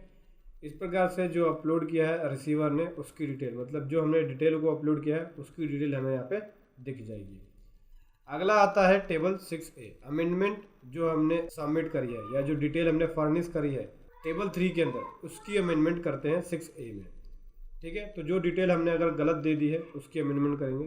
तो फाइनेंशियल ले लेंगे, जीएसटी नंबर लेंगे और इनवॉइस नंबर डालेंगे। तो वो सर्च करेगा पोर्टल पे, और सर्च करने के बाद जो डिटेल हमने पहले भरी होगी उस डिटेल को ओपन कर देगा उस इनवॉइस के अगेंस्ट में। क्या क्या हम यहाँ पे अमेंड कर सकते हैं, सप्लायर का जीएसटी नंबर अमेंड कर सकते हैं, ठीक है, इनवॉइस नंबर अमेंड कर सकते हैं, उसकी डेट को, उसकी इनवॉइस वैल्यू को, प्लेस ऑफ सप्लाई को, और कितने परसेंट वाला आइटम है, टैक्सेबल वैल्यू को और टैक्स को अमेंड कर सकते हैं। इस प्रकार से सेव कर लेंगे डिटेल। तो यहाँ पे जो हमने टैक्स पेयर ने अपलोड किया है उसकी डिटेल यहाँ पे दिख जाएगी, ठीक है। उसके बाद यहाँ पे आता है अगली टेबल जो कि है टेबल नंबर 6C। जो डेबिट नोट और क्रेडिट नोट हमने अपलोड किया है उसकी अमेंडमेंट हम यहाँ पे करते हैं। तो यहाँ भी सेम है, फाइनेंशियल ईयर ले लेंगे, जीएसटी नंबर लेंगे, ओरिजिनल जो नोट नंबर है मतलब डेबिट नोट और क्रेडिट नोट का जो ओरिजिनल नंबर है वो डालेंगे, अमेंड डॉक्यूमेंट पे क्लिक करेंगे। तो जो हमने पहले डिटेल फर्निश करी होगी उसको सर्च करेगा, फिर उसके बाद वो आपके सामने ला के रख देगा। तो क्या करना है इसके अंदर, क्या क्या अमेंड कर सकते हैं, नोट टाइप को कर सकते हैं, हो सकता है आपने गलत से डेबिट नोट को क्रेडिट नोट में डाल दिया और क्रेडिट नोट को डेबिट नोट में, तो यहाँ से आप उसको ठीक कर सकते हैं, उसकी वैल्यू को, ठीक है, और सप्लाई टाइप को, टैक्सेबल वैल्यू को और टैक्स को अमेंड कर सकते हैं, ठीक है। अगला उसके बाद जैसे ये सारी डिटेल ओके हो जाएगी, आईटीसी डिटेल्स के अंदर आपको दिख जाएगा कि टोटल आईटीसी अवेलेबल डिस्ट्रीब्यूशन के लिए कितना है, अमाउंट ऑफ एलिजिबल आईटीसी कितना है और इन एलिजिबल आईटीसी कितना है, ठीक है, और कितना आपको डिस्ट्रीब्यूट करना है और कहाँ से आप यूटिलाइज करेंगे। यूटिलाइज ऊपर वाली टेबल से यहाँ पे यूटिलाइज होगा और जितना डिस्ट्रीब्यूशन होना है वो यहाँ पे होगी डिटेल, ठीक है। इसको क्या करना है, कैलकुलेट आईटीसी पे जैसे ही क्लिक करेंगे डिटेल्स को भरने के बाद, तो आपको यहाँ पे टोटल फिगर ऑटोमेटिक आ जाएगी। देख सकते हैं कि टोटल आईटीसी आपके पास डिस्ट्रीब्यूशन के लिए अवेलेबल इतना है, ठीक है, उसमें से एलिजिबल इतना है और इनएलिजिबल इतना है। और जो टोटल डिस्ट्रीब्यूशन करना है वो क्या क्या करना है ये देख सकते हैं, आईजीएसटी में 21,600, सीजीएसटी में 43,200, एसजीएसटी में 43,200, ठीक है, टोटल इतना हो गया। तो कहाँ से यूटिलाइज होगा, यहाँ से इस वाली टेबल से यूटिलाइज होगा और यहाँ पे हमें वैल्यू लिखनी होगी कि आईजीएसटी में जितना करना है वो यहाँ पे वैल्यू ले लेंगे, सीजीएसटी में जितना करना है यहाँ पे वैल्यू ले लेंगे। तो उस हेड से वो वैल्यू को उठाता चला जाएगा जैसे 3B में करते हैं, ठीक है। यहाँ पे ये करने के बाद सेव डिटेल पे क्लिक कर देंगे। टोटल आईटीसी अवेलेबल जो हमें टेबल 4 के अंदर यहाँ पे दिख जाएगा कि टोटल आईटीसी जो हमने अवेल किया है, अवेलेबल है आईटीसी, एलिजिबल है या इनएलिजिबल आईटीसी है डिस्ट्रीब्यूशन के लिए, वो हमें यहाँ पे दिख जाएगा टेबल 4 के अंदर, ठीक है। उसके बाद अगली टेबल में आते हैं table 5A, distribution of ITC, ISD invoice and ISD credit note, ठीक है। तो यहाँ पे जितना आपका एलिजिबल आईटीसी है उसकी डिटेल आपको यहाँ देनी होगी, इनएलिजिबल जितना है उसकी डिटेल आपको यहाँ पे देनी पड़ेगी। ऐड डॉक्यूमेंट पे क्लिक करके उसकी डिटेल आप यहाँ पे दे सकते हैं। सबसे पहले बात करो, लिखना होता है एलिजिबल आईटीसी, एलिजिबल है या इनएलिजिबल है उसकी डिटेल, फिर रजिस्टर्ड यूनिट टाइप क्या है, जीएसटी नंबर क्या है उसका, आईएसडी इनवॉइस क्या है उसका नंबर क्या है, उसकी डेट क्या है, ठीक है। उसके ऊपर टैक्स कितना है आईटीसी डिस्ट्रीब्यूशन के लिए, आईजीएसटी, सीजीएसटी, सेव डिटेल पे क्लिक कर देंगे। इस प्रकार से डिटेल सेव हो जाएगी। और अगर आपको कोई इनएलिजिबल है तो इनएलिजिबल की डिटेल यहाँ पे आपको देके सेव करना पड़ेगा। यहाँ आपको सेलेक्ट करना पड़ेगा कि इन एलिजिबल है, तो इन एलिजिबल पे सेलेक्ट करके उसकी डिटेल को सेव कर देंगे तो वो इन एलिजिबल के अंदर चला जाएगा, ठीक है दोस्तों। इस प्रकार से आपको यहाँ पे डिटेल्स दिख जाएगी कि कितना आपका एलिजिबल आईटीसी है, कितना अनएलिजिबल आईटीसी है। उसके बाद आता है दोस्तों redistribution of ITC, distribute in earlier return. Redistribution आता है जो आपने अर्लियर रिटर्न के अंदर किया है, जिसे हम बोलते हैं आईएसडी अमेंडमेंट। ठीक है, तो उसमें क्या करोगे, फाइनेंशियल ईयर को ले लेंगे, फिर एंटर करेंगे invoice number, ISD invoice number, फिर डिटेल पे ऐड डिटेल पे क्लिक करेंगे, ऐड इनवॉइस पे, और वहाँ पे जाके हम इसको यहाँ पे अमेंड कर पाएंगे। ठीक है दोस्तों, इस प्रकार से रीडिस्ट्रीब्यूशन ऑफ आईटीसी आपको यहाँ पे दिख जाएगा। उसके बाद दोस्तों प्रीव्यू पे क्लिक करेंगे, इस प्रकार से हमें प्रीव्यू यहाँ पे दिख जाएगा। उसके बाद यहाँ से हम जाकर सबमिट पे क्लिक कर देंगे। सबमिट पे क्लिक करने के बाद प्रोसीड कर देंगे। देन उसके बाद जो लेट फीस वाली टेबल है वो एनेबल हो जाएगी और हम यहाँ पे लेट फीस वाली डिटेल दिख जाएगी कि कितनी लेट फीस है। जो लेट फीस है उसे हम यहाँ पे ऑफसेट कर देंगे। ठीक है, ऑफसेट करने के बाद जो भी आपके पास कैश लेजर में बैलेंस है उसके हिसाब से ये ऑफसेट हो जाएगा। उसके बाद हम रिटर्न को यहाँ पे ईवीसी या डीएससी का यूज़ करके रिटर्न को फाइल कर लेंगे ऑथराइज सिग्नेचर को सेलेक्ट करके। इस प्रकार से हमारी GSTR 6 जो है वो कम्प्लीटली फाइल हो जाएगी। Thank you so much. जय हिंद, वंदे मातरम। हे गाइस, दोस्तों आज बात करने वाला हूँ किस तरह से आपको GSTR 7 को फाइल करना है। हाँ जी दोस्तों, तो इसको समझने के लिए बने रहे मेरे साथ वीडियो के एंड तक। सो दोस्तों, इस यूजर मैनुअल का यूज करके आज मैं आपको बताने वाला हूँ GSTR 7 को कैसे फाइल करना है। हालांकि बात करूँ GSTR 7 एक TDS डिडक्टर के लिए रिटर्न होता है। जो GST पोर्टल पे एज अ TDS डिडक्टर के रूप में रजिस्ट्रेशन लेते हैं तो उनको यहाँ पे रिटर्न फाइल करनी होती है GST के अंदर जो TDS को डिडक्ट करते हैं। तो सिंपल तरीका है, क्या करना है आपको, यहाँ पे GST पोर्टल पे जाना है, रजिस्ट्रेशन पे लॉगिन कर लेंगे। लॉगिन करने के बाद डैशबोर्ड पे आने के बाद रिटर्न पे जाएंगे, फिर रिटर्न डैशबोर्ड पे आएंगे और यहाँ से फाइनेंशियल ईयर सेलेक्ट कर लेंगे, रिटर्न पीरियड, फिर सर्च पे क्लिक करेंगे। यहाँ पे आपको फॉर्म दिख जाएगा, फॉर्म GSTR 7 प्रिपेयर ऑनलाइन पे क्लिक करेंगे तो इस तरह से आपको टेबल्स दिख जाएगी। देख सकते हैं लगभग इसके अंदर 8 टेबल है। ठीक है दोस्तों, सबसे पहले टेबल की बात करते हैं तो table number 3, detail of tax deducted at source. ठीक है, जो TDS की डिटेल है उसकी हमें यहाँ पे डिटेल को भरनी पड़ती है। तो यहाँ पे हम टेबल पे जाने के बाद ऐड डिटेल पे क्लिक करेंगे तो उस पर्सन का GST नंबर जिसका हम डिडक्ट कर रहे हैं TDS, ठीक है, और कितना अमाउंट डिडक्ट किया जाना है या कितना अमाउंट हमने पे किया है, जितना अमाउंट हमने पे किया है जिसके ऊपर TDS डिडक्ट होना है वो अमाउंट लिखेंगे। फिर उसके ऊपर टैक्स लिखेंगे कि कितना उसके ऊपर टैक्स है, क्योंकि ये IGST का नंबर है इसलिए IGST आएगा। CGST होता तो CGST लिखना पड़ता। लिखने के बाद सेव कर देंगे, क्योंकि यहाँ पे जो सप्लाई है दोस्तों इंटर स्टेट है इसलिए यहाँ पे IGST आएगा। अगर लोकल होती तो CGST SGST आता। सेव पे क्लिक कर देंगे। सेव पे क्लिक करने के बाद आपको डिटेल्स दिख जाएगी। और अगर आपकी यहाँ पे अगर लोकल की है, जैसे कि देख सकते हैं पहले मैंने बताया ऊपर IGST CGST वाला, तो डिडक्टिव का GST नंबर डाल दिया।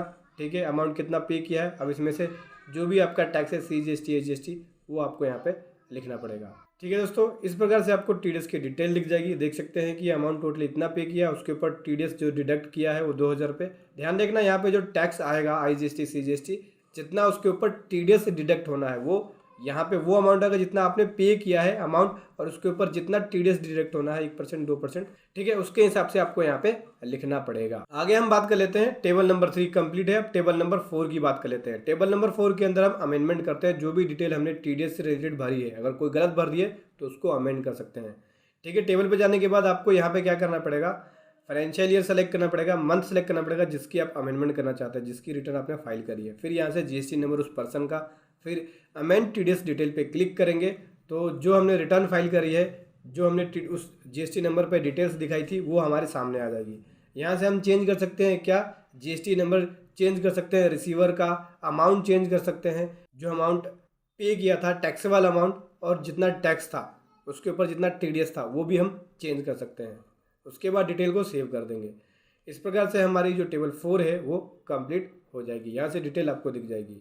उसके बाद आता है अगला, आप यहाँ पे डिटेल्स को चेक भी कर सकते हैं जो हमने अपलोड किया डिडक्टर ने, और जो रिजेक्टेड है डिडक्टी के द्वारा उसकी डिटेल हमें यहाँ पे दिख जाएगी अगर कोई रिजेक्टेड होगा तो। जैसा कि देख सकते हैं दोस्तों ये रिजेक्टेड हो गया तो यहाँ पे जाके एक्शन लिया जा सकता है। एक्शन पे क्लिक करने के बाद आप इसके अंदर जो भी एक्शन लेना चाहे वो एक्शन लेके सेव कर सकते हैं। प्रीव्यू, इस प्रकार से आपकी TDS की रिटर्न होके हो जाएगी और उसके बाद आप यहाँ से प्रीव्यू देख पाएंगे GSTR 7 का।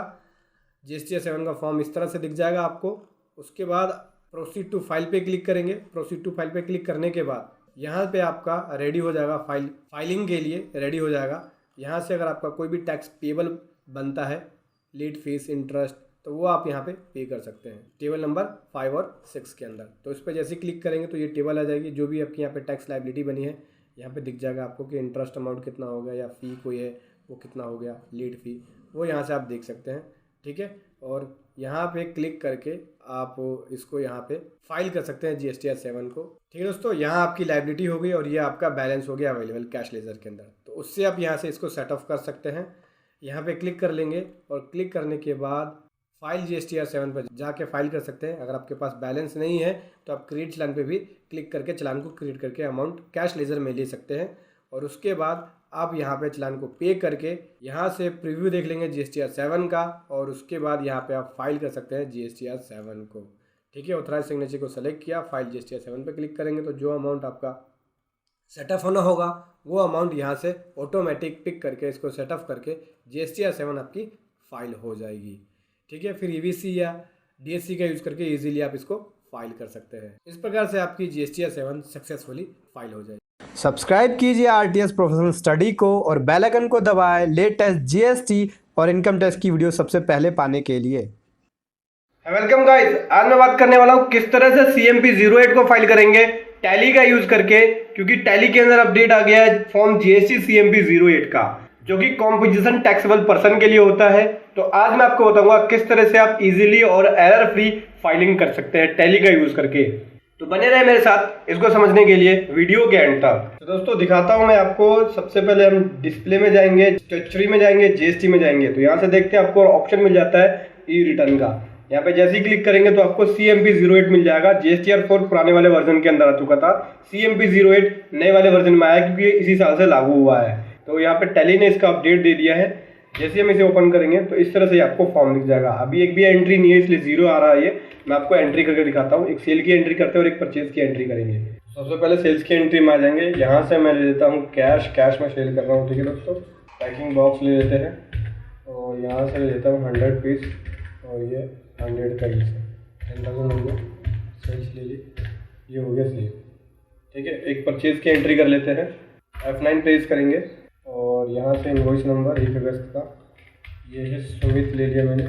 इसको मैं ट्रांसपोर्ट चार्जेस पे कर रहा हूँ। ठीक है दोस्तों, तो ऑल्ट आई करेंगे तो पर्टिकुलर मोड में आ जाएगा। यहाँ से फ्रैट दे दिया, मैं फ्रैट दे रहा हूँ इसको 3,000 रुपये का।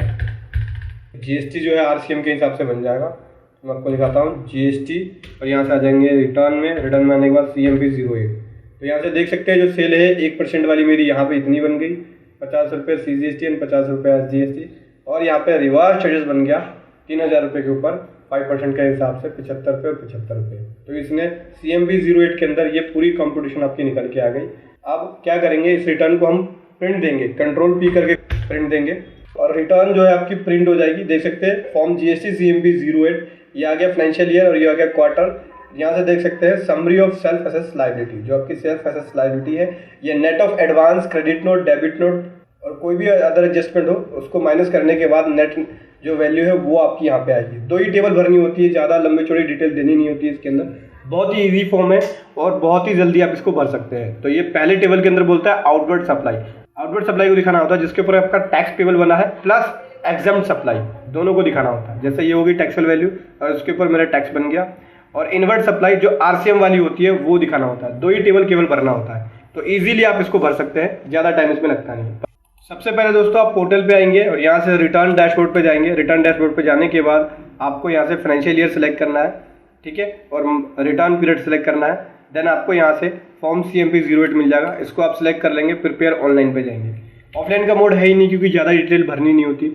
Summary of self assess liability इस तरह से आपको दिख जाएगी। ये देख सकते हैं 2 टेबल है। तीसरी टेबल के अंदर आपकी ये इंटरेस्ट टेबल जो बना है वो आपको देना होता है। अगर आप लेट फाइलिंग करें तो जो इंटरेस्ट बन रहा है वो आपको यहाँ पे देना पड़ेगा। ठीक है, तो बात करूँ मैं सबसे पहले मैं वही सेम आपको आउटवर्ड सप्लाई की डिटेल देनी होती है इंक्लूडिंग एग्जाम्प्ट सप्लाई, और दूसरे वाले में जो RCM वाली सप्लाई इनवर्ट सप्लाई है उसकी डिटेल देनी होती है। ठीक है दोस्तों, अगर आपको नील फाइल करना है तो नील का ऑप्शन मिल जाता है। यहाँ पे देख सकते हैं नील पे क्लिक करेंगे तो आप नील वाली इस स्टेटमेंट को फाइल कर सकते हैं CMP 08 को। ठीक है दोस्तों, उसके बाद क्या करेंगे आप यहाँ पे सेव बटन पे क्लिक करेंगे डिटेल भरने के बाद। ठीक, आपको ड्राफ्ट का ऑप्शन मिल जाता है। यहाँ से ड्राफ्ट भी दे सकते हैं सेव बटन करने के बाद। और यहाँ से फिर आप प्रोसीड टू फाइल कर पाएंगे। प्रोसीड टू फाइल पे करते हैं वैसे ही आपको पेमेंट ऑफ टैक्स की डिटेल दिखती है, जैसे कि आपका कैश लेजर के अंदर बैलेंस कितना है, IGST का, CGST का एंड SGST का, और आपका टैक्स टेबल कितना बन गया, और कोई भी नेगेटिव लायबिलिटी है प्रीवियस टैक्स पीरियड की उसकी एडजस्टमेंट यहाँ पे आपको दिख जाएगी, देख सकते हैं। और यहाँ से आपका टैक्स पेबल और जो आपने पे किया है कैश लेजर के थ्रू वो आपको यहाँ पे दिख जाएगा। इंटरेस्ट पेबल कितना बना वो दिख जाएगा, और इंटरेस्ट जो आपने पे किया है कैश लेजर के थ्रू। और एडिशनल कैश की अगर कोई रिक्वायरमेंट बनती है तो चालान क्रिएट करने का ऑप्शन आपको यहाँ से मिल जाता है। यहाँ से आप चालान क्रिएट करके टैक्स को पे कर सकते हैं। ये सारी डिटेल ओके होने के बाद आपको यहाँ से फाइलिंग का ऑप्शन मिलता है, फॉर्म GST CMP 08 का, यहाँ से आप जाके इसको फाइल कर सकते हैं। उसके बाद आपसे पूछेगा कि DSC का यूज़ करना है या EVC का यूज़ या DSC का यूज़ करके आप इस रिटर्न को फाइल कर सकते हैं। तो दोस्तों ये है एक प्रोसेस CMP 08 को फाइल करने का। बहुत ही आसान रिटर्न है और बहुत ही सिंपल रिटर्न है। और दोस्तों इस वीडियो को लाइक कर दीजिए, क्योंकि जितना ज़्यादा आप लाइक करते हैं मुझे खुशी मिलती है और मैं इस तरह की वीडियो आपके सामने लाता हूँ। तो लाइक कीजिए, शेयर कीजिए। Thank you so much. जय हिंद, वंदे मातरम। सब्सक्राइब कीजिए RTS प्रोफेशनल स्टडी को और बेल आइकन को दबाएं लेटेस्ट GST और इनकम टैक्स की वीडियो सबसे पहले पाने के लिए। हे गाइस, दोस्तों आज बात करने वाला हूँ बहुत ही इंपॉर्टेंट प्रोविजन के बारे में। GST में अगर आपने गलत चालान जमा करा दिया है तो उसको आप ठीक कर सकते हैं। तो समझिए दोस्तों क्या है प्रोविजन। इसको समझने के लिए बने रहे मेरे साथ वीडियो के एंड तक। तो दोस्तों मैं बात करने वाला हूँ इस नोटिफिकेशन के बारे में, नोटिफिकेशन नंबर 31/2019 का, जो कि 28 जून 2019 को इशू हुआ है, जिसके अंदर गवर्नमेंट ने CGST रूल के अंदर 4th अमेंडमेंट करी थी। यहाँ पे रूल 87 के अंदर, CGST रूल 87 के अंदर रूल 12 के बाद, सब रूल 12 के बाद सब रूल 13 को इंसर्ट किया जा रहा है। तो दोस्तों यहाँ पे गवर्नमेंट कह रही है एक रजिस्टर्ड पर्सन ट्रांसफर कर सकता है कॉमन पोर्टल पे जो उसका अमाउंट इलेक्ट्रॉनिक कैश लेजर में पड़ा है, टैक्स के अंदर, इंटरेस्ट के अंदर, पेनल्टी के अंदर, फी के अंदर, और जो अदर अमाउंट अवेलेबल है इलेक्ट्रॉनिक कैश लेजर में, अगर उसने गलत जमा करा दिया है तो कहाँ पे कर सकता है? इंटीग्रेटेड टैक्स में, सेंट्रल टैक्स में, स्टेट टैक्स में, यूनियन टेरिटरी टैक्स में और सेस में, इन फॉर्म GST PMT 09 के अंदर, मतलब फॉर्म PMT 09 के अंदर कर सकता है ऐसा। ये देख सकते हैं दोस्तों, ये है फॉर्म GST PMT 09 जो कि अभी तक कॉमन पोर्टल पे अवेलेबल नहीं हुआ है। जैसे ही अवेलेबल हो जाएगा आप इस PMT 09 को भर के जो भी आपने अमाउंट गलत जमा करा दिया है उसको आप ट्रांसफ़र कर सकते हैं। देख सकते हैं amount to be transfer, central tax, state tax और इंटीग्रेटेड टैक्सेस। टैक्स का है, इंटरेस्ट का है, पेनल्टी का है, फ़ी का अमाउंट है या कोई भी अदर अमाउंट है, उसको आप ट्रांसफ़र कर पाएंगे सेंट्रल टैक्स में, स्टेट टैक्स में, दैट मीन CGST में, SGST में, IGST में, ठीक है, इंटरेस्ट टैक्स के अंदर, पेनल्टी के अंदर, फ़ी के अंदर या अदर हेड्स के अंदर। इसके कुछ इंस्ट्रक्शन है, उस इंस्ट्रक्शन को समझ लेते हैं। यहाँ पे मेजर हेड जो रेफर किया गया है वो रेफर किया गया है integrated taxes, that means IGST, central tax CGST, state tax SGST और सेस, SGST या UTGST भी आप बोल सकते हैं। और जो माइनर हेड है वो टैक्स है, इंटरेस्ट है, पेनल्टी है, फी है या अदर है। और दोस्तों यहाँ पे जो फॉर्म है वो फॉर्म भरा जा सकता है अगर कोई भी अमाउंट ट्रांसफर किया जाता है मेजर या माइनर हेड का किसी भी मेजर या माइनर हेड के अंदर, ठीक है। माइनर हेड का जो अमाउंट है वो ट्रांसफ़र किया जा सकता है सेम माइनर हेड में या अलग माइनर हेड में। माइनर हेड कौन कौन से हो गए? जैसे टैक्स का अमाउंट अगर आप इंटरेस्ट में ट्रांसफ़र करना चाहते हैं तो IGST का होना चाहिए, मगर वो IGST का टैक्स का अमाउंट है और वो टैक्स का अमाउंट आप IGST के इंटरेस्ट में ट्रांसफ़र करना चाहते हैं तो वो आप कर सकते हैं। और अगर IGST का इंटरेस्ट है आपके पास और आप IGST के पेनल्टी के अंदर ट्रांसफ़र करना चाहते हैं तो आप कर सकते हैं। और जो अमाउंट ट्रांसफ़र होगा माइनर हेड का वो ट्रांसफ़र किया जा सकता है किसी दूसरे माइनर हेड में, लेकिन मेजर हेड सेम होना चाहिए। जैसे मैंने अभी बताया ऊपर आपको कि IGST का टैक्स है तो IGST के इंटरेस्ट में ट्रांसफ़र कर सकते हैं, या IGST का इंटरेस्ट है तो IGST के पेनल्टी में ट्रांसफ़र कर सकते हैं आप। तो दोस्तों ये था एक बहुत ही इंपॉर्टेंट टॉपिक जो मैं आपके सामने लेके आया। वीडियो कैसी लगी ज़रूर बताएं, मन में जो भी क्वेश्चन हो कमेंट बॉक्स में लिखें और इस वीडियो को ज़्यादा से ज़्यादा शेयर करें, क्योंकि जितना ज़्यादा आप शेयर करते हैं मुझे खुशी मिलती है और मैं इस तरह की वीडियो आपके सामने लाता हूँ। तो लाइक कीजिए, शेयर कीजिए। Thank you so much. जय हिंद, वंदे मातरम। सब्सक्राइब कीजिए RTS प्रोफेशनल स्टडी को और बेल आइकन को दबाएं लेटेस्ट GST और इनकम टैक्स की वीडियो सबसे पहले पाने के लिए। है वेलकम गाइज, आज मैं आपके सामने लेके आया हूँ GST अपडेट। हाँ जी दोस्तों, न्यू GST ITC 04 की रिटर्न किस तरह से आपको फाइल करना है। हाँ जी दोस्तों, यहाँ पे ITC 04 की जो रिटर्न है, जॉब वर्क की रिटर्न, उसके अंदर चेंजेस आ गया है, उसके अंदर बदलाव आ गया है। अगर आपने उस वीडियो को मिस कर दिया तो उस वीडियो को देख सकते हैं जिसके अंदर मैंने चेंजेस के बारे में बताया है। तो उस वीडियो का लिंक इस वीडियो के आई बटन पे मिल जाएगा। फिलहाल आज के इस वीडियो के अंदर मैं डिस्कस करूंगा कि किस तरह से आप इस नई जॉब वर्क की रिटर्न को फाइल करेंगे। लाइव डेमो बताऊंगा GST पोर्टल पे, तो बने रहे मेरे साथ वीडियो के एंड तक इसको समझने के लिए। as lot to do, as lot to discuss, but before we begin, we start pen drive and Google drive course. तो दोस्तों आप इन सभी कोर्सेज की तैयारी घर बैठे ही कर सकते हैं।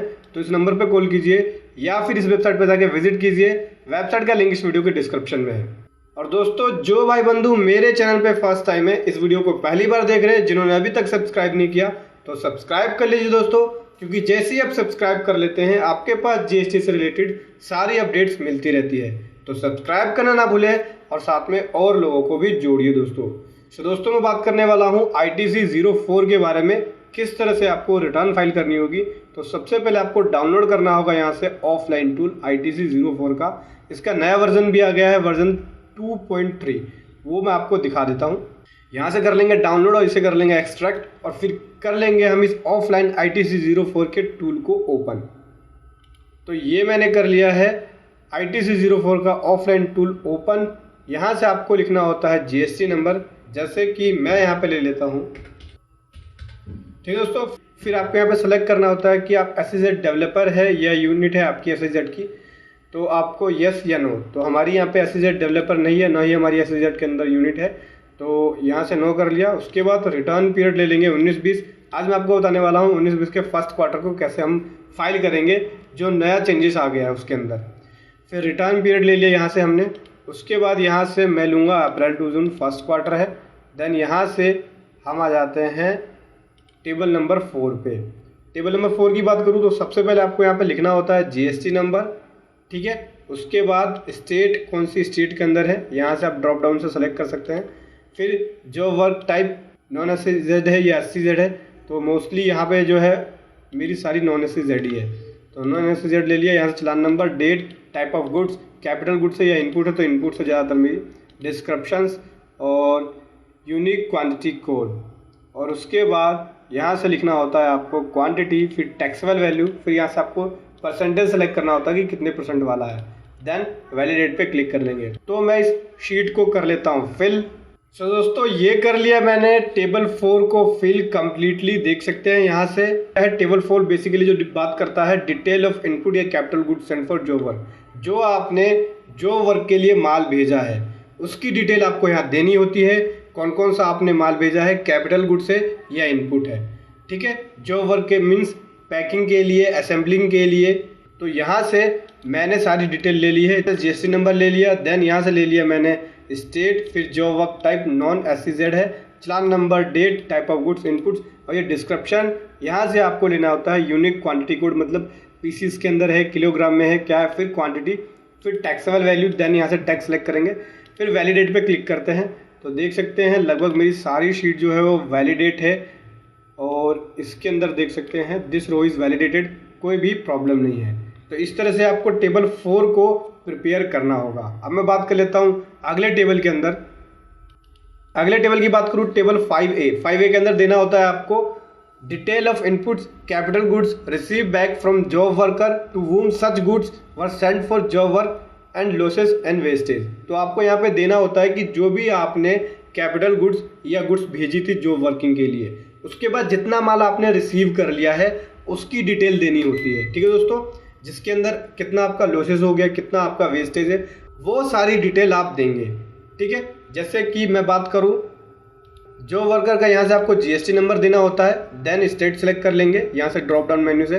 फिर आपको ओरिजिनल चलान और फिर डेट। यहाँ पे 2 ऑप्शन मिलते हैं आपको, या तो जॉब वर्क ने जो चलान इशू किया है उसका लिख दीजिए नंबर और उसकी डेट लिख दीजिए, या फिर जो आपने ओरिजिनल चलान इशू किया है उसका नंबर और उसकी डेट, ठीक है दोस्तों। इन दोनों में से कोई एक आपको भरना पड़ेगा। देख सकते हैं either one of challan detail is mandatory, किसी एक चलान की डिटेल यहाँ पे मैंडेटरी है।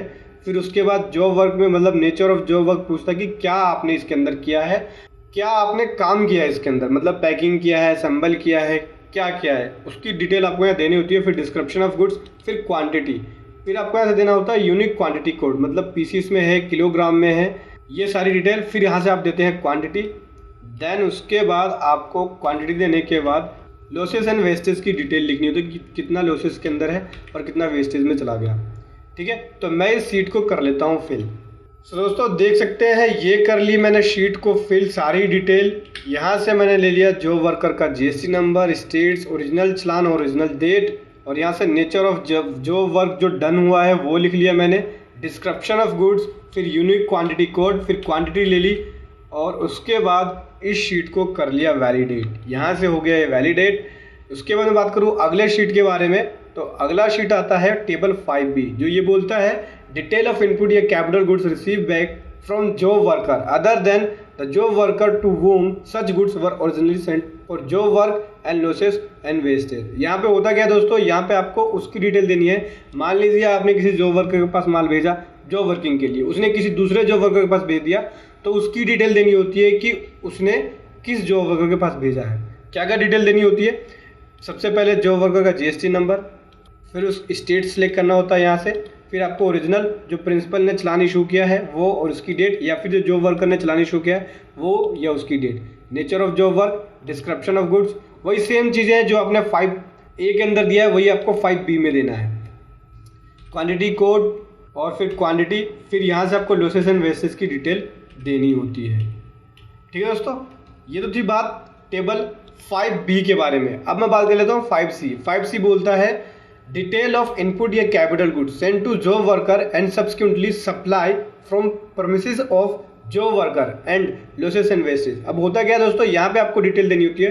कई बार आपने जॉब वर्कर के पास माल भेजा जॉब वर्किंग के लिए, उसने फिनिश गुड में बदल दिया माल को, आपने डायरेक्ट वहीं से सप्लाई कर दी, इनवॉइस काट दिया और वहीं से कस्टमर के पास सप्लाई कर दी, तो उस केस में आपको यहाँ पे डिटेल देनी होती है टेबल 5C के अंदर। यहाँ से जॉब वर्कर का GST नंबर, स्टेट सेलेक्ट कर लेंगे, ओरिजिनल चलान प्रिंसिपल का या फिर डेट। उसके बाद आपको यह देना होता है इनवॉइस जो प्रिंसिपल ने इशू किया है, आपने जो इनवॉइस इशू किया है डायरेक्ट सप्लाई के लिए उसका इनवॉइस नंबर, इनवॉइस की date, nature of job work जो डन हुआ है, description of goods, unique quantity code और वहाँ से क्वांटिटी दे देंगे और उसके बाद लॉसेस एंड वेस्टेज की डिटेल देके इस शीट को कर लेंगे वैलिडेट। इसके अंदर फिलहाल बात करूं तो लगभग सब कुछ मैंने कर लिया है ओके। अब यहाँ से जाना होता है होम पे और यहाँ से मैं जनरेट कर लूँगा JSON फाइल को। थोड़ा सा टाइम लेता है, तो JSON फाइल को जनरेट कर देगा, देन आपको सेव करना होता है, फिर उसके बाद पोर्टल पे अपलोड करना होता है। तो दोस्तों पोर्टल पे आ जाते हैं, मैंने ऑलरेडी कर रखा है सेव। मैं आपको बताता हूँ किस तरह से अपलोड करना है JSON फाइल को और रिटर्न को कैसे फाइल करना है। तो यहाँ पे आ गए, आपको जाना होता है सबसे पहले सर्विस में जाएंगे, फिर यहाँ से जाना होता है रिटर्न में, ITC फॉर्म पे जाएंगे और ITC फॉर्म पे जाने के बाद आपको यहाँ से चुनना होता है ITC 04। प्रिपेयर ऑफलाइन पे जाएंगे, यहाँ से हम सेलेक्ट कर लेते हैं टैक्स पीरियड, फाइनेंशियल ईयर कौन सा है 19-20 और यहाँ से ले लेता हूँ मैं अप्रैल टू जून। सर्च पे क्लिक किया, मैं अपलोड कर लेता हूँ JSON फाइल को। सो दोस्तों ये हो गया proceed JSON file. Back to return file पे आ जाते हैं और एक बार और बैक आ जाते हैं। अब यहाँ से आ जाते हैं हम प्रिपेयर ऑनलाइन पे। प्रिपेयर ऑनलाइन पे जाने के बाद सेलेक्ट करना होता है फाइनेंशियल ईयर 19-20 का है और यहाँ से ले लिया अप्रैल टू जून। सर्च पे आएंगे, देख सकते हैं जितना मैंने माल भेजा जॉब वर्किंग के लिए उतना ही माल मेरा वापस आ गया। तो सारी डिटेल आपकी यहाँ पे आ जाती है, ये देख सकते हैं, ये सारी डिटेल आ गई जिस जॉब वर्कर के पास आपने यहाँ पे जॉब वर्किंग के लिए भेजा था। ठीक है, उसके बाद जितना माल मैंने रिसीव किया है वो भी सारी डिटेल आ गई 5A के अंदर जॉब वर्किंग होने के बाद। तो देख सकते हैं ये भी सारी डिटेल आ गई। टेबल 5B और 5C के अंदर मेरा डाटा नहीं है क्योंकि टेबल 5B और 5C वाली ट्रांजेक्शन नहीं है मेरी। अब क्या करना है, सिंपल तरीका है, फाइल रिटर्न पे जाएंगे और फाइल रिटर्न पे जाने के बाद यहाँ से हम ले लेते हैं ऑथराइज सिग्नेचरी और उसके बाद मैं यहाँ पे फाइल करने वाला हूँ रिटर्न को। तो दोस्तों देख सकते हैं ये रिटर्न हो गई हमारी सक्सेसफुल फाइल। तो इस तरीके से आपको ITC 04 को फाइल करना है। वीडियो कैसी लगी ज़रूर बताएं, मन में जो भी क्वेश्चन हो कमेंट बॉक्स में लिखें और दोस्तों इस वीडियो को ज़्यादा से ज़्यादा शेयर कर दीजिए क्योंकि जितना ज़्यादा आप शेयर करते हैं मुझे खुशी मिलती है और मैं इस तरह की वीडियो आपके सामने लाता हूँ। तो लाइक कीजिए, शेयर कीजिए। Thank you so much. जय हिंद, वंदे मातरम। नमस्कार दोस्तों, आज मैं आपको बताने वाला हूँ कैसे GSTR 2B को डाउनलोड कर सकते हो आप GST पोर्टल से। हाँ जी दोस्तों, स्टेप बाय स्टेप बताऊंगा आपको कि कैसे आप इजीली GST पोर्टल से GSTR 2B को डाउनलोड कर सकते हो। तो इसको समझने के लिए बने रहे मेरे साथ वीडियो के एंड तक। तो दोस्तों ये मैं आ गया GST पोर्टल पे। चलिए आपको बताता हूँ कैसे स्टेप बाय स्टेप यहाँ से आप GSTR 2B को डाउनलोड कर सकते हो GST पोर्टल से। सबसे पहले आपको जाना होगा रिटर्न डैशबोर्ड में। रिटर्न डैशबोर्ड का ऑप्शन आपको यहाँ से भी दिख जाता है, मेन स्क्रीन से भी दिख जाता है, और आपको यहाँ पे मेन्यू जो दिख रहा है देख सकते हैं, ये है सर्विस में से रिटर्न, और यहाँ पे रिटर्न डैशबोर्ड का ऑप्शन दिखता है। यहाँ भी जाके आप रिटर्न डैशबोर्ड पे जा सकते हैं। रिटर्न डैशबोर्ड में जाने के बाद सबसे पहले आपको फाइनेंशियल ईयर सेलेक्ट करना होगा, जिस भी फाइनेंशियल ईयर का डाउनलोड करना है। जैसे मान के चलिए कि आपको 20-21 का करना है या 21-22 का करना है, तो वो फाइनेंशियल ईयर लेंगे। जैसे मैंने 21-22 का ले लिया। उसके बाद क्वार्टर सेलेक्ट करना होगा, कौन से क्वार्टर का है। जैसे कि अगर आपको डाउनलोड करना है अक्टूबर से दिसंबर क्वार्टर का, तो अक्टूबर से दिसंबर ले सकते हैं। जुलाई से सितंबर का करना है तो जुलाई से सितंबर ले सकते हैं। जैसे मैं यहाँ से सेकंड क्वार्टर ले रहा हूँ, जुलाई से सितंबर का महीना ले लिया, सर्च पे क्लिक कर दिया। देखो यहाँ पे GSTR 2B को डाउनलोड करने के 2 ऑप्शन है। आप क्वार्टरली कर सकते हो डाउनलोड और मंथली कर सकते हो, ठीक है। यहाँ पे अगर आप मंथली करना चाहते हैं, जैसे कि आप किसी पर्टिकुलर 1 महीने का करना है, तो सेकंड क्वार्टर लेके यहाँ से मंथ सेलेक्ट करना होगा। मान के चलिए जुलाई का करना है, तो सर्च पे क्लिक कर देंगे तो जुलाई महीने का जो 2B है वो ओपन हो जाएगा। ये देखते हैं, ये है 2B जुलाई महीने का मंथली जो आता है। आपको क्या करना है, व्यू पे क्लिक करना है। इस पर क्लिक करेंगे, GSTR 2B का जो फॉर्म है वो ओपन हो जाएगा। इस प्रकार से देख सकते हैं, ये फॉर्म ओपन हो गया, जहाँ पे आपकी ऑल अदर ITC जो रजिस्टर्ड पर्सन से जो आपने ITC रिसीव किया उसकी डिटेल, ठीक है। ISD से होता तो यहाँ पे दिखता, और रिवर्स चार्ज का होता तो यहाँ दिख जाता। इम्पोर्ट ऑफ गुड्स का इसके नीचे है, और ITC रिवर्सल कुछ होता तो यहाँ दिख जाता आपको, ठीक है। ITC नॉट अवेलेबल में जो ITC अवेलेबल नहीं होगा वो आपको यहाँ पे दिखेगा।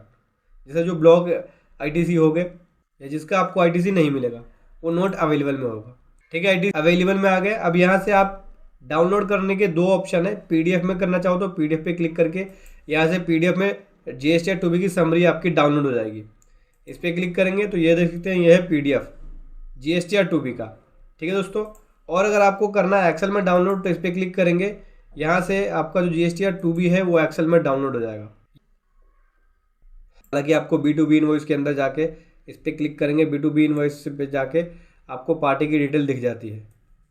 वहाँ भी एक्सेल शीट में आपको B2B इनवॉइस में जाना है और वहाँ से आपको पार्टी की डिटेल्स दिख जाएगी। ये तो था तरीका मंथली डाउनलोड करने का। अब बता देता हूँ मैं आपको क्वार्टरली डाउनलोड करना है तो कैसे करना है डाउनलोड। सेकंड क्वार्टर सेलेक्ट कर लिया। अगर आपको क्वार्टरली डाउनलोड करना है तो सेकंड क्वार्टर सेलेक्ट कर लिया, उस क्वार्टर का जो लास्ट मंथ होगा उसको सेलेक्ट करना होगा।